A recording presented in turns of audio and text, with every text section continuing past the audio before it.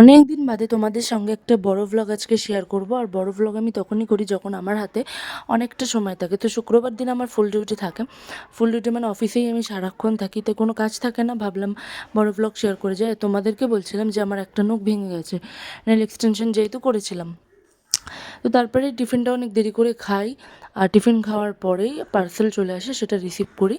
আর সেটা আমি অফিসের অ্যাড্রেসে দিয়ে যেতে বলি, কেন কি আবার বাড়ি যাবে, যেহেতু ফুল ডিউটি ছিল। তারপর বাড়ি থেকে খেয়ে আসার পথে নিয়েছিলাম এই ইয়াম্মি আলু কাবলি, মানে দারুণ খেতে হয়েছিল, বাট আমি এত আলু খাইনি। যাই হোক, তারপর সন্ধে হয়ে গেছিলো, তো ভাবছিলাম কি করব। বাড়ি যাওয়ার টাইম হয়ে গেছিলো, তো তার জন্য রেডি হলাম মুখ টুক ধুয়ে। প্রথমে আগে লিপস্টিকটা পরে নিলাম, যেহেতু বাড়ি যাওয়ার টাইম হয়ে গেছে।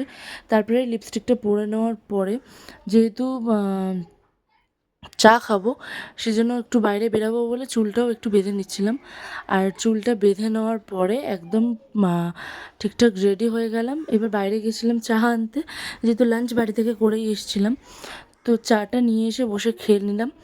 আর তারপরেই বাড়ি যাওয়ার টাইম হয়ে গেল, ছুটি হয়ে গেছে। এবং ছুটি হয়ে যাওয়ার পরে আমার বর নিতে এসেছিলো। আমি আর হাজব্যান্ড চলে গেলাম ফুচকা খেতে।